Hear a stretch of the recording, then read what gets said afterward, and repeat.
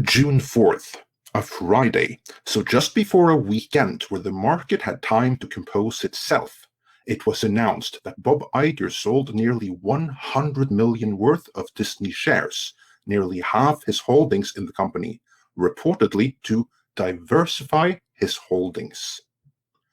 If one were a layman, and to judge at first glance, one could be excused for thinking that this looks an awful lot like Bob Iger dumping his Disney shares. But could there be more to it? We are about to find out. I come from the world of banking and finance. However, the specific details of changing American tax legislation and the compliance regime for American corporations are a little bit to the side of my field of expertise. So for this video, I've teamed up with someone far more knowledgeable about these topics, namely Valliant Renegade. Welcome. Hello, Andre. How are you today? I'm good, thank you, and I'll be feeling much better once we get through to the bottom of this. I hear that. Yes. Very interesting story that comes out, and it's very easy for, as you said, the layman to misconstrue the implications of a maneuver like this. Indeed, because at first glance, news of Iger selling half his stock in Disney comes in the aftermath of two trade articles.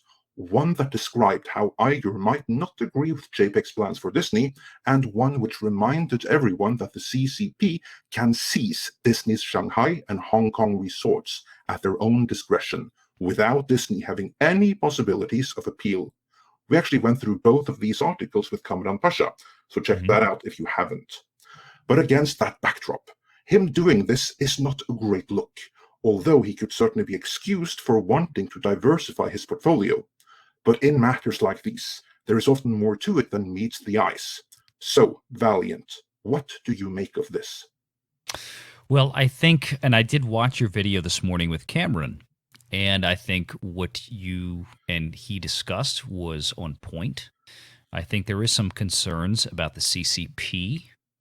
Certainly, they do have the power to seize that property, and that could obviously bode ill for Disney and then, by extension, its stockholders, its share price. But what I have discussed with some folks is that, when a guy like Bob Iger is retired, and he is retired as CEO of Disney. He is no longer CEO. Yes, he is still the executive chairman of the board, but that's a very different position, both in power and both in fiscal, financial, rather, compensation to him as it was CEO. So there's a lot more moving parts to this than I think people are giving it credit for.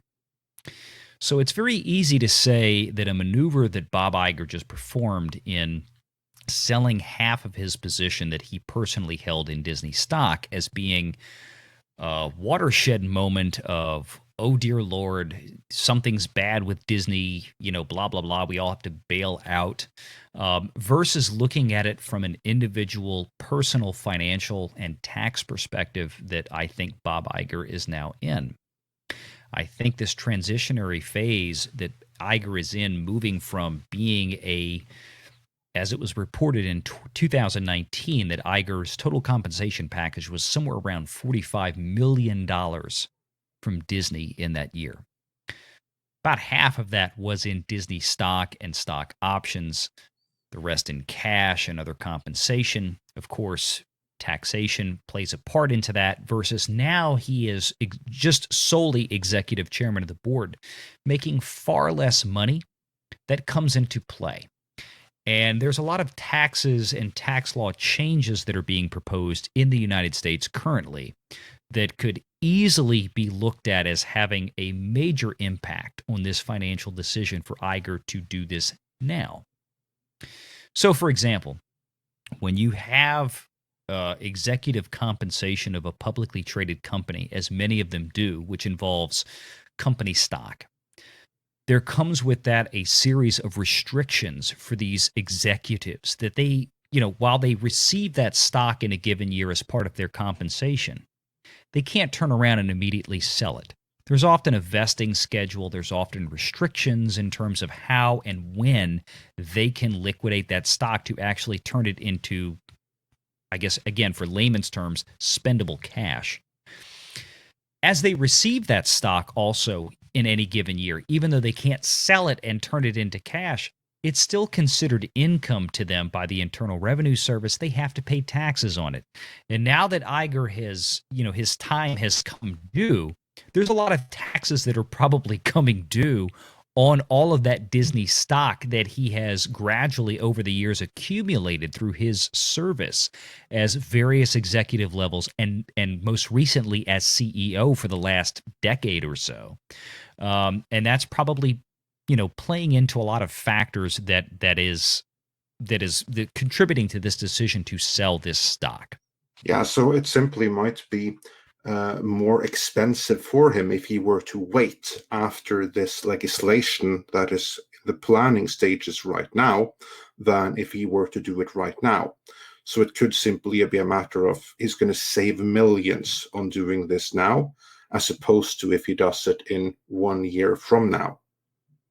Correct, Andre. Yes. Right now in the United States, and for the folks that are not in the U.S. or for the folks that don't particularly pay attention to this sort of news that are even in the U.S., what has been posited by the current administration in the United States so far as tax legislation going forward, there is a movement in the current administration to dramatically increase the capital gains taxes going forward. So, for example, a gentleman like Bob Iger, his income level puts him in the United States theoretically in the highest tax bracket for capital gains taxes. And capital gains taxes are what you pay on an investment between what you put in and what you sold it for, a gain or a loss. And it should also be noted that under Bob Iger's reign, the share price of Disney has increased dramatically. So absolutely, his profit is immense on those shares. So he would get quite the tax bill on them. Correct. I was reading an article the other day that was suggesting that about the time that Bob Iger was moving into the senior executive level, the per share price of Disney was around $20 to $30 per share. It is now closer to $200. So, for example, if his average share price over the many years of his service that he received and is now fully vested in, that he's retired, is, let's say, $50-$60 a share, and now Disney stock is selling at $180 to $200 a share, there's a massive capital gain that is unrealized in that share price. So that he now sells it, he's paying 20% on that gain. The issue right now is that if the current administration in the U.S. is successful in changing the tax code, potentially by this time next year, the capital gains tax rate on the sale of Bob Iger shares would be more than double what they are right now. So I'm sure that is one of the primary considerations that Iger is looking at, is to say, well, I can sell it now and pay half the taxes on this that I would in 12 months. So it's, from that perspective, that is one of the things that I've looked at. And there are others, of course, but that is one of the things that I think is playing into this. So if one were to redeem shares to buy a private island or something, now would be the time. Again, that's just speculation. I'm not saying that he's going to. But if one were to do that, now would be the time. Absolutely. Absolutely. And the other reason very quickly is that Bob Iger is no longer going to be making the money that he is making currently, right? Or at least from last year. So it behooves him to sell these shares now, presumably for tax reasons, but also to turn them into other types of assets out there that would produce income. Disney stock stopped paying a dividend last year when the lockdown started.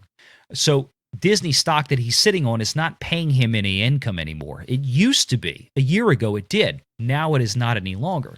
So he needs to take those kinds of shares of stock, liquidate them, and buy other instruments, municipal bonds, other stocks that pay dividends, what have you, to start generating income now that he's quote unquote retired, because he's got to replace that kind of income. So if he took $100 million, threw it into municipal bonds here in the United States, that were paying, say, 4%. Well, now he's making $4 million a year from those assets that he was not before, that are also held as tax-free if they're in municipal bonds.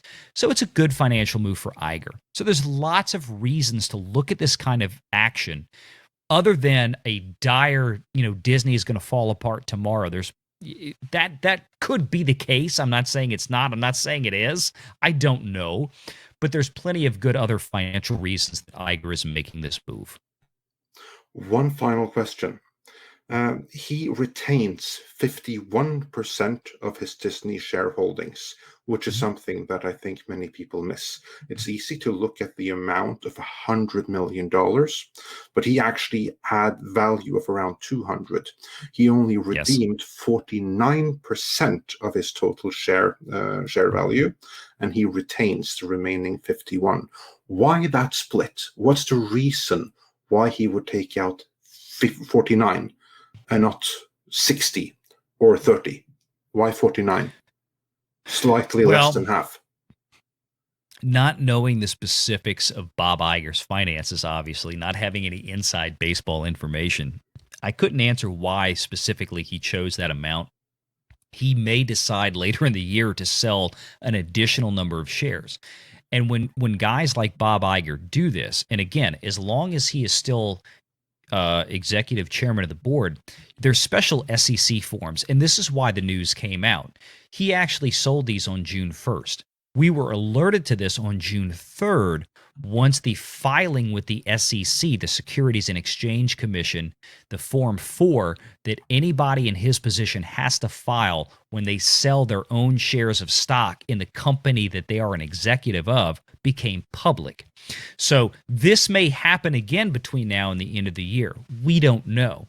Again, if the tax laws change, like definitively, if the law is passed in the United States that effective January 1st, for example, of 2022, that the capital gains tax rates are going to jack up double what they are now for a guy like Iger, we may see another big sale of Bob Iger of his stock. It depends on how much he wants to be able to still have a voting power in the company after he retires versus, again, diversifying his portfolio.